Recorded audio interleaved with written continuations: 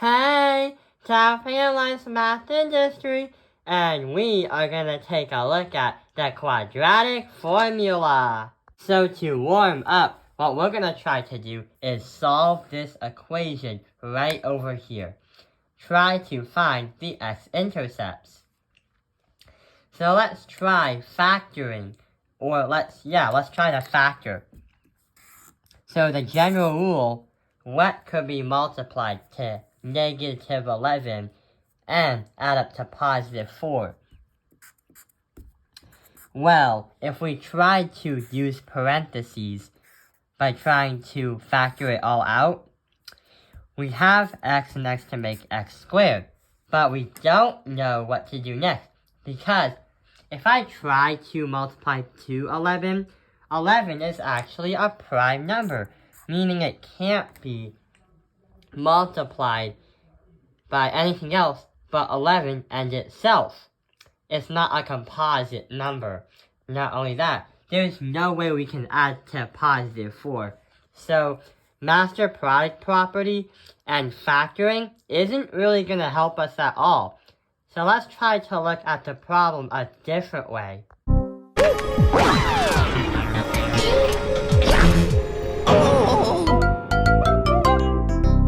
So here's the problem again.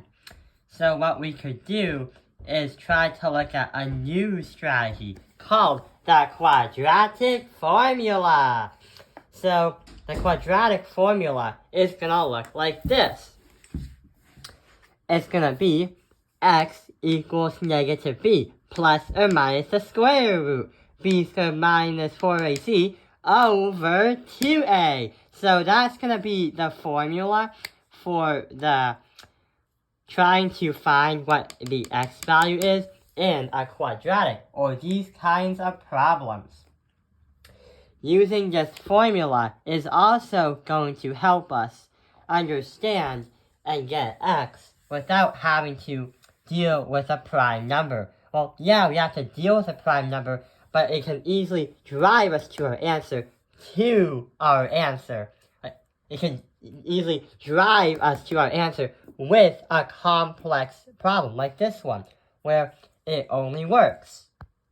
This quadratic formula is also perfect to use when there's a solution. You need to find the zeros if you need to find the x-intercepts, which is another one. The roots can also help you. And also, if there were decimals, then square rooting can help you get to a more simplified answer, and the type of solutions help you understand what the quadratic will look like on a graph. But for now, let's try to solve it out. Repeat with me. X equals negative b plus or minus the square root b squared minus 4ac over 2a. So that's the formula. Let's try to insert into the formula. So we have x equals negative 4, because that's our b value. Oh yeah, we forgot. A, B, C. Our a value is going to be 1, because it's just x squared. Our b value is going to be 4, because that's our b value, or x. And our c value is negative 11, which is causing us to have problems. Until for now, then we have to add, subtract the square root of 4 squared minus 4 multiplied that by 1, because that's a, multiplied that by negative 11, which is our c. But then we have to divide everything by 2, multiply that by 1, and simplify. So we have 4 squared, which is going to be 16. So we are going to put x equals negative 4 plus minus square root 16. Then we have to do negative 4 times 1 times 11, which is going to be a positive 44, because a negative times a negative is a positive. So add that by 44. Divide that by our 2 times 1, which is 2. Now, simplify this. 16 plus 44 is going to be radical 60. But we have to try to simplify that, because you can simplify radical 60. So what we can do is what two numbers can we get for 60 as a radical? Well, if we do 4 and 15, because 4 is a square root, or it's a square, we get 2.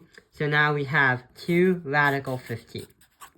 So here is our final answer. X is gonna equal negative 4 plus radical root 15, divide that by 2, and x equals negative 4 minus 2 radical 15, divide that by 2. So those two are our answers. If your math teacher ever wanted to try to get a decimal out, then the top answer is going to be 5.8729. And your bottom one is going to be negative 1.87295. So that's going to be your decimal versions of your answer, which makes a lot of sense because the original problem, we couldn't do it by factoring or master product properly because we have that negative 11. So having those decimals now makes a lot of sense of where the x-intercepts are.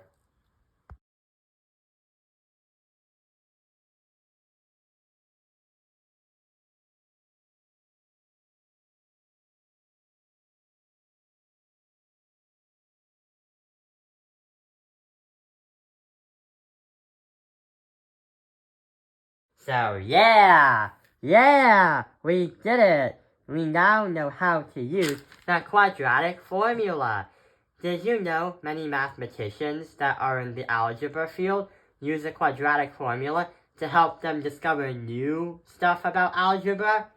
That's why they make it known as X marks the spot. I hope this video has helped you understand that quadratic formula. Thank you for watching Tao Pingerlife's Math Industry. Like and subscribe!